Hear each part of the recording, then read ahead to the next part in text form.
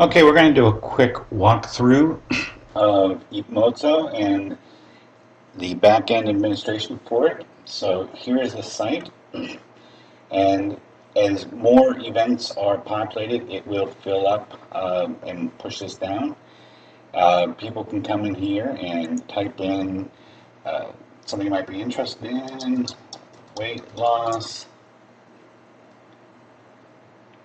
and it'll bring them right to the search section where they can see what's available in weight loss. If they want to choose another way of searching, they can remove weight loss and they can option to actually look down and see what's going on for all different types of courses. Or they can select to see what's in, say, psychology or weight management. And this will display more categories as more courses come online, so that way it doesn't show all categories and empty categories. Um, we have installed a calendar here where people will be able to see events going on. They can click on here to get more details. They can copy it to their own personal calendar. They can click on the mapping option. They can click on it for more details, and they'll get more details, and they can click on to a map to be able to get driving directions.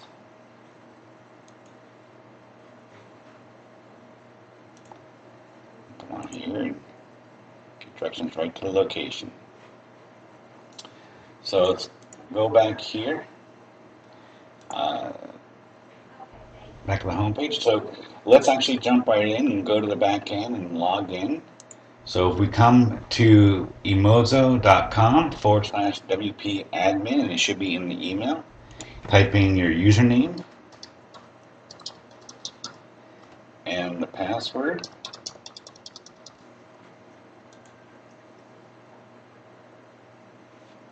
So the first thing you're going to do is come right to your dashboard, and there are typically two types of areas where you're going to want to make ads and changes and that sort of thing. And one is going to be to the main pages of the site. You can click on the pages here, or you could have clicked on the side link for pages, and you'll see the various pages that you can click on here, and you can edit the content just like a Word document. And there's nothing in here right yet, but this is a a text editor, so it's the idea that you just come in here and enter your content, and you're good to go. So let's jump back here to all pages, where you can see what's going on here. So then the other thing you can do is edit the events, which are set as posts. And this is where you can come in and you can edit an existing event going on, and you can enter in the information that you want to have display. To add the image that will display on the home page in the grid format, you want to add it to featured images. That is what's going to set the main image for the format. Um, so let's go back to posts, and let's say we want to add a new event or a new course. Let's click on Add New, and you want to add in the content of your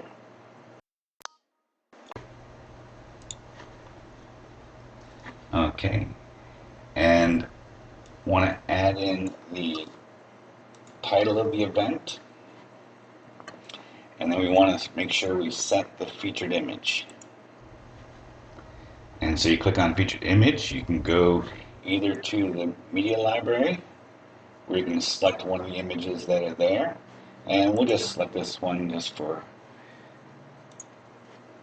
time's sake, and it will set the featured image. And the other thing you want to do is put it into a category. Now, the way I have this set up, my recommendation strongly is to add it to two categories. One is courses as a high level. Two is, let's see, we'll put it under psychology. Okay, and let's say there wasn't a category here that represented the one that you wanted. what you do is you just click on Add New Category and enter brains, and then add a new category. And you'll see it automatically selected it, but we don't want that for this one. Actually, no, we'll leave it there because we'll delete that later. You can add it to multiple categories, and that will affect the filtering. So we've got our content, we've got our title, we've got our featured image, and let's go ahead and publish this event.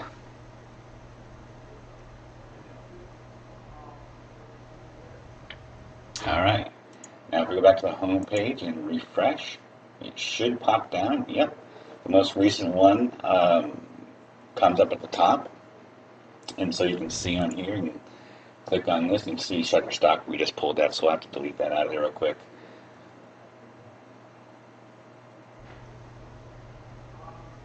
Alright, so now that they're on the main landing page, they can choose to share this by sending it via email. They can share it through any of their social accounts. So say they want to share it on Facebook, they click on Facebook. And it's going to be like anything else you'd share on Facebook. It's going to ask you, do you want to share this? You want to write a little some blurb about it? Nice way to get a little social engagement. Just click share link, and it will end up on the Facebook page. But we don't want to do that right just yet. So for people who want to try to get people to register for the event, there are 3 keys that we're going to be looking for. One would be the event name. So you want people to come in here and grab an event name and pop it in there, enter their name, enter their email address, and then this is a little thing to help prevent spam somewhat. What is 13 minus 6? 13 minus 6 would be 7. So click register now.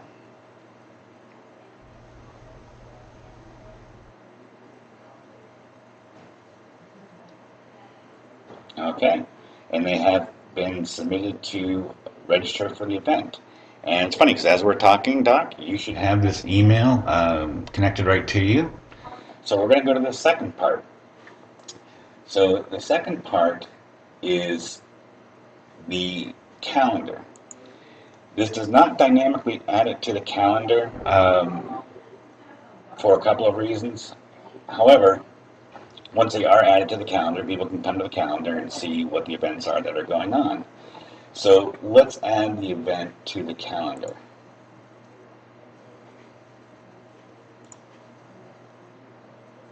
So what we're going to want to do is to go to Google Calendars, and as you can see, what you need to do is just log in. So you got a john@emotso.com, and we'll enter the password.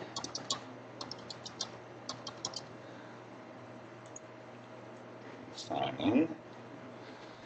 And so then what we're going to want to do is to create a new event. And so this event will be this title here.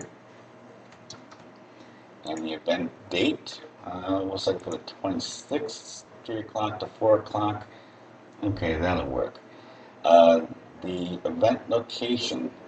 The event location can be done in one of a couple of ways, but I'd probably recommend more or less going right to the actual address and popping in this, because this is what will add it to the Google Maps. Okay, and you can add in a little description of the event. So we'll just say, like, we'll take this right here. Pop that in there. You can choose to add a reminder, but that will more just remind you versus everybody else, unless you start entering them as guests here. When they start to register, then they will start to receive reminders and things like that. We click save. Let's look at a monthly view here. You can see it's right down here. Click on that and you've got your details and information. But more importantly, if we go back over to this site and look at the calendar, You can see it actually already edited and added it to the calendar. And people can click on here to add it to their own personal calendars. They can click again on the map, or they can click for more details, which they'll have this information here. So it's that simple. That's about it, really. If you want to add new events, again, you just click on add new, add it here, but remember you also want to add it onto the Google events because we don't have them dynamically tied together. But that's it. If you have any questions,